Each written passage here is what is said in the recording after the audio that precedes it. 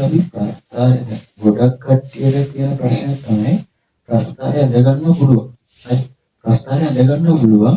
හැබැයි ඒ ප්‍රස්ථාරේ අවසානයේදී ප්‍රශ්නවලට උත්තර ලියන්න තේරෙන්නේ නැහැ. හරි. ප්‍රශ්නවලට උත්තර ලියන්න තේරෙන්නේ. ප්‍රස්ථාරය අඳ ගන්න පුළුවන්. ප්‍රස්ථාරවලට උත්තර ලියන්න තේරෙන්නේ. කොහොමද ඒක? අපි හදාගන්න. ඒ වගේ කෙනෙක්ට ප්‍රස්ථාරයේ සමීකරණය දීපුවාම ඒකට අදාළ ටික ආදේශ කරලා ප්‍රස්ථාරය ලබන කරගෙන ප්‍රස්ථාරය අඳ ගන්න පුළුවන්. හැබැයි ඒකෙන් අහන ප්‍රශ්න වලට උත්තර දෙන්න බෑ. හරි. මොනවද අහන ප්‍රශ්න? ඒක අහනවා ශ්‍රිතය ධනවනකොට x වලගේ පරාසය කීයද? ශ්‍රිතය ඍණ වෙනකොට x වලගේ පරාසය කීයද? ශ්‍රිතය ධනව වැඩි වෙනකොට x වලගේ පරාසය කීයද? ශ්‍රිතය ඍණව අඩු වෙනකොට x වලගේ පරාසය කීයද? ඕවනේ අහන්නේ. මොකක්ද මේ ශ්‍රිතය? ශ්‍රිතය හැමදැනම ශ්‍රිතය. තවසනෙක් කියනවා ප්‍රස්ථාරයේ මූල සොයන්න. තවසනෙක් කියනවා ප්‍රස්ථාරයේ සමීකරණය ලියන්න. තවසනෙක් කියනවා ප්‍රස්ථාරයේ එකක දෙකක් ඉහළට හෝ පහළට විස්ථාපනය කරපුවාම අලුත් ප්‍රස්ථාරයේ සමීකරණය ලියන්න. ඕවනේ. හරි. එතකොට ශ්‍රිතය කියලා හැමතැනම දැන් වාට අහුණා. මොකක්ද ශ්‍රිතය කියලා කියන්නේ? ශ්‍රිතය කියලා කියන්නේ ශ්‍රිතය කියලා කියන්නේ y අක්ෂය. හරි. ශ්‍රිතය කියන්නේ y අක්ෂය. එතකොට ශ්‍රිතය කියන්නේ y අක්ෂය. දැන් හිතන්න දැන් බලන්න අපිට තියෙන ප්‍රස්ථාරය මේ වගේ ප්‍රස්ථාරය. මෙන්න ප්‍රස්ථාරය මෙන්න y අක්ෂය මෙන්න x අක්ෂය. හරි. මෙන්න ප්‍රස්ථාරය. මේක තමයි ප්‍රස්ථාරය කියලා ගන්නවා. උදාහරණයක් ලැබෙන තැන දෙකයි ඉතින් කිව්වෙන තැන දෙකයි යට තැන දින හතරයි කියන්නේ. එතකොට අපි දැන් මේකේ ලක්ෂ්‍ය දෙකක් තෝරගමු. හරි. මේ ලක්ෂ්‍ය ගන්නවා මේ ලක්ෂ්‍යයයි හරි. මොනවද මේ මෙතන තියෙන ලක්ෂ්‍යය ගත්තාම මෙතන දුමුකෝ මෙතන දින හතරයි දින හතරේදී ධන හතරයි කියන්නේ ඒ වෙත ලක්ෂ්‍යයක් ගමු. ධන හතරයි කියලා ගමු. හරි. ඒගොල්ලෝ දැනගන්න ඕන පුතේ ඛණ්ඩාංකයක් ලියන්නේ කොහොමද කියලා. ඛණ්ඩාංකයක් ලියද්දී මුලින්ම ලියන්නේ x වලගේ පස්සේ ලියන්නේ y වලගේ. හරි. මේක ගන්න මේ ලක්ෂ්‍යය ගත්තාම මේ ලක්ෂ්‍යය x වලගේ ඍණ 4යි y වලගේ ධන 4යි. මේ ලක්ෂ්‍යය ගන්නවා x වලගේ ඍණ 2යි. හරි. x වලගේ ඍණ 2යි y වලගේ බිඳුව. මේ ලක්ෂ්‍යය ගන්නවා. මේ ලක්ෂ්‍යය x වලගේ බිඳුවයි y වලගේ නේ 4යි. මේ ලක්ෂ්‍යය ගන්න x වලගේ ධන 2යි y වලගේ බිඳුවයි. මේ ලක්ෂ්‍යය ගන්න x වලගේ ධන 4යි y වලගේ ධන 4යි. දැන් මේ පොයින්ට් හතරෙන් ඔයාලට පුළුවන් තේරුම් ගන්න කොයි පාර්ට් එකද ධනව අඩු වෙලා තියෙන්නේ කොයි පාර්ට් එකද ඍණව අඩු වෙලා තියෙන නිසා කොයි පාර්ට් එකද ඍණව වැඩි වෙලා තියෙන්නේ කියලා. මේ ටික ගන්නවා. මේ ටික ගත්තම මේ මූලධර්ම කුලේ ලැබෙන යන මොකද මොකද? මේ ටික ගත්තම මෙතන නම් මෙතන ගත්තොත් තේරෙනවා x වලගේ මොකද y වලගේ මොකද වෙලා තියෙන්නේ? ධන 4 ඉඳන් බිඳුව වෙලා. දැන් ශ්‍රිතය කියන්නේ මොකේද? ශ්‍රිතය කියන්නේ ධන මේ y අක්ෂයටනේ. ඒක y අක්ෂයෙන් දිවට තේරෙනවා මේකින් නම් මේකට අඩුයි. ප්‍රස්ථාරයේ මේ ඉරෙන් යට කෑල්ල ඍණයි. මේ ඉරෙන් උඩ කෑල්ල ධනයි. ඕක මුලින්ම දැනගන්න ඕනේ. හරි. මෙතනදී වාට තේරෙනවා ප්‍රස්ථාරයේ ශ්‍රිතය මොකද වෙලා තියෙන්නේ? ධන වෙලා එන්න අඩු වෙලා කියලා. මේක ඇයි බලන්න. ධන 2යි xy xy. හරි. y අක්ෂය බලන්න. බිඳුවේ ඉඳන් ධන 4 වෙනකම් වැඩි වෙනවා. මොකද වෙලා තියෙන්නේ ධන. එහෙනම් මෙන්න මේ පාර්ට් එක මොකද වෙලා තියෙන්නේ? ශ්‍රිතය ධනව වැඩි වෙන කෑල්ල. මේ කෑල්ල ශ්‍රිතය ධනව අඩු වෙන කෑල්ල. හරි. මේ කෑල්ල බලන්න. මෙතන x වලගේ y xy. y වලගේ ශ්‍රිතය කියන්නේ බිඳුවේ ඉඳන් ඍණ 4 වෙනවා. මොකද වෙලා තියෙන්නේ? ඍණව මෙහෙට අඩු වෙලා තියෙනවා. ඍණව අඩු වෙනවා. ඇදිලි ඍණව අඩු වෙනවා. හරි. ඍණව අඩු වෙනවා. නම් මේ කෑල්ල මොකද වෙලා තියෙන්නේ? ඍණව අඩු වෙන කෑල්ල. මේ කෑල්ල බලන්නකො. මේ කෑල්ල මොකද වෙලා තියෙන්නේ?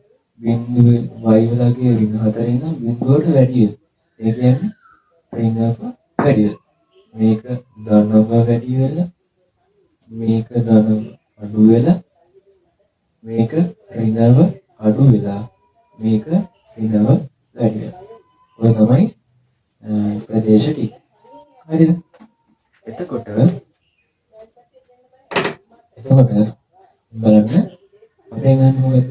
ශ්‍රිතය ධනව අඩු වන එක්සියගේ පරාසය. හරි.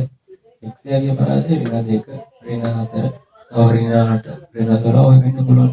එතකොට එක්සලගේ ඍණ 2කට වඩා මොන වුණොත් ශ්‍රිතය ධන අඩු වෙන්නේ? ඍණ 2කට වඩා අඩු වුණා. හරි. එහෙනම් අපි බලමු එක්සලගේ ඍණ 2කට වඩා අඩු. හරි. අඩු වුණොත් තමයි ශ්‍රිතය ධනව අඩු වෙන්නේ. පැහැදිලිද? ඊළඟ මේක බලන්න. මේක ශ්‍රිතය ධනව වැඩි වෙන්නේ මොන වුණොත්ද? x වල අගය මේ වැඩි වෙනවනේ. x වල අගය මෙතන තියෙන අගයට වඩා වැඩි වුණොත් තමයි ශ්‍රිතය ධනව වැඩි වෙන්නේ. තේරුණාද? මට කියන්නේ මෙච්චර. ධනව වැඩි වෙනවා නම් මෙතන තියෙන අගයට වඩා වැඩි. පැහැදිලි? ඍණ ධනව අඩු වෙනවා නම් මෙතන තියෙන අගයට වඩා අඩු වෙන්න ඕනේ. පැහැදිලිද? ඊළඟ මේක ගත්තොත් බලන්න. ශ්‍රිතේ ඍණ අඩු වෙලා තියෙන කොතින්ද කොතෙන්ද එනකම්? මෙතන ඉඳන් මෙතෙන්ට එනකම්. ඒ කියන්නේ මොකක්ද? ඒ කියන්නේ x වලගේ ඍණ 2 ඉඳන් බිඳුව වෙනකම්. පැහැදිලිද? එහෙනම් අපිට කියන්න පුළුවන් x වලගේ ඍණ 2කට වඩා මේ පැත්ත වැඩිනේ. x වලගේ ඍණ 2කට වඩා x වලගේ වැඩි. මෙතන කොහොමද කියන්නේ? x වලගේ ඍණ 2කට වඩා x වලගේ වැඩි. බිඳුවට වඩා x වලගේ අඩු. හරි. එහෙම වෙන පරාසයක තමයි ශ්‍රිතය ඍණව අඩු වෙන්නේ. දැන් මේක බලන්න. මේකෙදී වෙන මොකද්ද? ශ්‍රිතය ඍණ වැඩි වෙනවා. ශ්‍රිතය ඍණ වැඩි වෙන්නේ බිඳුවට මෙතනින් මෙතනදී x බිඳුවයි මෙතනදී x ධන 2යි. ඒ කියන්නේ බිඳුවට වඩා x වලගේ වැඩි වෙලාවෙදී සහ ධන 2කට වඩා x වලගේ අඩු වෙලාවෙදී තමයි ශ්‍රිතය ඍණව වැඩි වෙන්නේ. හරි. මොකද ගොඩක් කට්ටිය ප්‍රශ්න කරලා තිබුණා. හරි. මොනවද තේරෙන්නේ? පරිලෝම ප්‍රස්තාවය. හරි. මේ ප්‍රස්තාවය කතා කරගෙන අනිත් එක තමයි ප්‍රස්තාවයේ අවමානය. අවමානය කියන්නේ මොකක්ද? මෙතන අවමයක්. මෙතන පල්ලයක්. වලක් තියෙන. වලක් නම් අවමයක්. කන්දක් නම් උපරිම. වලක් නම් අවමයක්. කන්දක් නම් උපරිම. හරිද? එතකොට මෙතන වලක් නෙවෙයි. අවමයක්. අවම ලක්ෂය තමයි මේක. අවම ලක්ෂය ඍණ 4. එයාගේ කණ්ඩාංක ලියන්න කිව්වොත් මුලින්ම x වලගේ ලිව්වා බිඳුවයි y වලගේ ලිව්වා ඍණ 4යි. නම් බිඳුවේ ඍණ 4යි එතන කණ්ඩාංකය. එහෙනම් ඊළඟට ගන්නවා අපි සමමිති කක්ෂයේ සමීකරණ. මොකද්ද සමමිති කක්ෂය කියන්නේ? සමමිති කක්ෂය කියන්නේ මොකක් හරි දෙන දෙකක් සමානව කියන්නේ දෙකකට නමන්න පුළුවන් තැන. හරි. ඒක නමන්න පුළුවන් කොතනද? මෙන්න මෙතන. මෙතන තමයි හරියන්නේ. හරිද? දැන් ඒක නමන්න පුළුවන් මෙන්න මේ රේඛාව හරහා y අක්ෂය දිගේ. y අක්ෂය දිගේ ගත්තොත් මේ ලක්ෂය ගත්තොත් බිඳුවේ ධන 4යි. මෙතන ලක්ෂය තෝරගත්තොත් බිඳුවේ ධන 2යි. මෙතන ලක්ෂය තෝරගත්තොත් බිඳුවේ බිඳුව. මෙතන ලක්ෂය තෝරගත්තොත් බිඳුවේ ඍණ 2යි. මෙතන ලක්ෂය තෝරගත්තොත් බිඳුවේ ඍණ 4යි. එතකොට මට තේරෙනවා මේකේ y වලගේ තමයි වෙනස් වෙලා තියෙන්නේ. වෙනස් වෙලා නැත්තේ කවගේද? x වලගේ. එහෙනම් මෙතන සමමිති කක්ෂයේ සමීකරණය x වලගේ කවදාවත් වෙනස් වෙන්නේ නැහැ. x සමානයි හැමතැනම බිඳුව. එහෙනම් මේ සමමිති කක්ෂයේ සමීකරණය x සමානයි බිඳුව. ඒක අපි දැන් ප්‍රශ්නාරි කිව්ව මෙතනින් කියන්නේ මේක වගේ තමයි මේ උනේ කියලා ඉතින් මේ රේඛාවේ මොන දැනක් ගත්තොත් ඔයාලට තේරෙනවා මේ රේඛාවේ ධන 2 කියන්නේ. මෙතන ගත්තොත් ධන 2 ධන 4. මේ පොයින්ට් එක ගත්තොත් ධන 2 ධන 2. මේ පොයින්ට් එක ගත්තොත් ධන 2 බිඳුව. මේ පොයින්ට් එක ගත්තොත් ධන 2 ඍණ 2. මේ පොයින්ට් එක ගත්තොත් ධන 2 ඍණ 4. මේ වගේ මේක වෙනස් වෙලා නැත්නම් එකම වගේ තමයි x සමානයි 2. එහෙනම් මේ සමමිති කක්ෂයේ සමීකරණය x සමානයි 2. කවදාවත් වෙනස් වෙන්නේ නැති එක අගයත් එක්ක ලියන එකයි තියෙන්නේ. පැහැදිලිද?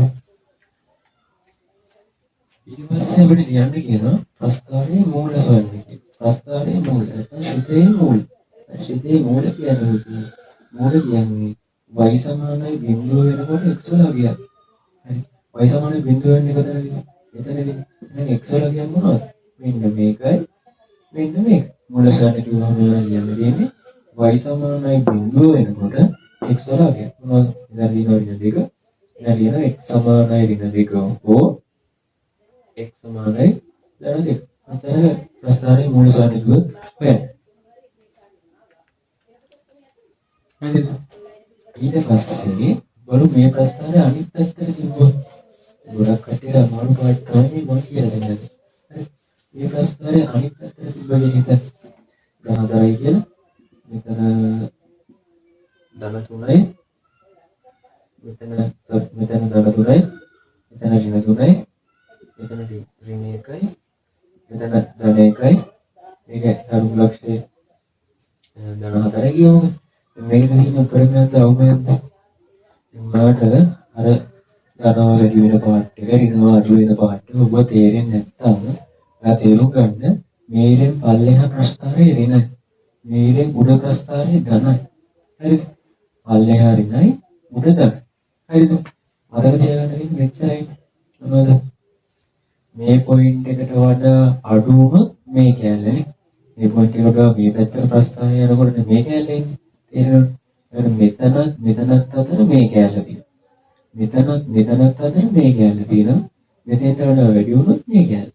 මෙච්චරයි දැනගන්න තියෙන්නේ. දැන් මේ විදිහම මතක තියාගන්න. මේ පාර්ට් එක ඍණයිනේ. ඔය සාමාන්‍ය ප්‍රස්ථාරය ඔයා මෙතනින් පටන් ගන්නවා මේක නැගිගෙන ඉන්නේ. එතකොට මේ පාර්ට් එක ඍණයි. ඍණව මොකද වෙලා තියෙන්නේ? නැගලා කියන්නේ වැඩි වෙනවා. මෙතනින් එහාට ප්‍රස්ථාරය ධන. මෙතන මෙතනින් එහාට ප්‍රස්ථාරය ධනව වැඩි වෙනවා. මෙතනින් එහාට ප්‍රස්ථාරය ධනව බැහැගෙන වෙනවා. අඩු වෙනවා. මෙතනින් එහාට ප්‍රස්ථාරය ඍණව අඩු වෙනවා. එච්චරයි මොනවද? මේ ටික ගත්ත ඍණව වැඩි වෙනවා. මේ ටික ගත්ත මෙතනින් එහාට ධනනේ ප්‍රස්ථාරය ධනව වැඩි වෙලා ඍණව වැඩි වෙලා මේ ටික ගත්ත වඩවන්න කර්ණා කියලා බලන්න. එතකොට හරියට තේරෙයි. මේ බහිනවා කියන්නේ අඩු වෙනවා කියන්නේ. අගිනවා කියන්නේ වැඩි වෙනවා කියන්නේ. හරිද? එතකොට මෙතනින් ධනව අඩු වෙලා මෙතනින් ඍණව අඩු වෙලා. එහෙනම් පරාසය ලියාගන්න දැන් ලේසියි. මොකද පරාසය ලියන්නේ? මෙතනින් ඉඳන් මෙතෙන්ට ප්‍රස්ථාරය නම් ඒ කියන්නේ ඍණව වැඩි වෙලා තියෙන්නේ. ඍණයකට වඩා x වලගේ මේට්ටයක් තියෙන. මේට්ටයත් ඍණයකට වඩා අගයන් මොකද වෙන්නේ? අඩුයි. එහෙනම් එතන අපිට ලියන්න පුළුවන් x වලගේ ඍණයකට වඩා අඩුයි. අඩවනම් මේව තේරෙන්නේ නැත්නම් අකුරෙන් ලියන්න. x වලගේ ඍණයකට වඩා අඩුයි. මේ වට එක කරනකොට මෙතන ඉඳන් මෙතෙන්ට එනකම්. මෙතන එනකම් මොකද වෙලා තියෙන්නේ? ඒ කියන්නේ මේකත් අතරනේ x වලගේ. එහෙනම් x වලගේ ඍණයකට වඩා වැඩි බිඳුවකට වඩා අඩුයි. මේ පාඩ් එක බලන්න. මේකත් අතර. එහෙනම් x වලගේ බිඳුවට වඩා වැඩි ධනයකට වඩා අඩුයි. මොකද ධනව අඩු වෙන පරාසය. ඊළඟට ඍණව අඩු වෙන පරාසය ගත්තොත් ධනයකට වඩා x වලගේ වැඩි. x වලගේ ධනයකට වඩා වැඩි. ඔය ටික තමයි ප්‍රශ්න. හරි. මේකේ අවම ලක්ෂයේ උපරිම ලක්ෂයක් තියෙනවා. උපරිම ලක්ෂය ධන 4යි. එයාගේ කණ්ඩායම කියලා මුලින්ම x වගේ පස්සේ y වගේ x වලදී මේක බිඳුවයි බිඳුවේ y වගේ ධන 4යි. මේ කණ්ඩායමේ බිඳුවේ ධන 4යි. හරිද? ඊට පස්සේ අහන්න පුළුවන් ප්‍රස්ථාරයේ සම්මිතිකක්ෂයේ සමීකරණය. හරි. සම්මිතිකක්ෂයේ සමීකරණය තමයි මෙන්න මේක. සම්මිතිකක්ෂය මේක. මෙතනදී කොහෙවත් වල තියෙනවා මෙතනදී x සමානයි බිඳුවයි. එහෙනම් සමීකරණයේ සම්මිතිකක්ෂය සමානයි x සමානයි බිඳුව. හරි. ඊට පස්සේ අය අහන්න පුළුවන් සමීකරණයේ මූල සොයන්න. මූල කියන්නේ y සමානයි බිඳුව වෙනකොට x වලගේ උඩ ලියලා තියාගන්න. මූල කියන්නේ y සමානයි බිඳුව වෙනකොට x වල කියන්නේ ටික y සමානයි බිඳුව වෙනකොටදී දැන් x වලගේ ඍණ 1 සහ ධන 1. හරි. x සමානයි ඍණ 1 හෝ x සමානයි ධන 1. ඔක තමයි මූල හොයනවා කියලා කියන්නේ. ඒක තමයි ගොඩක්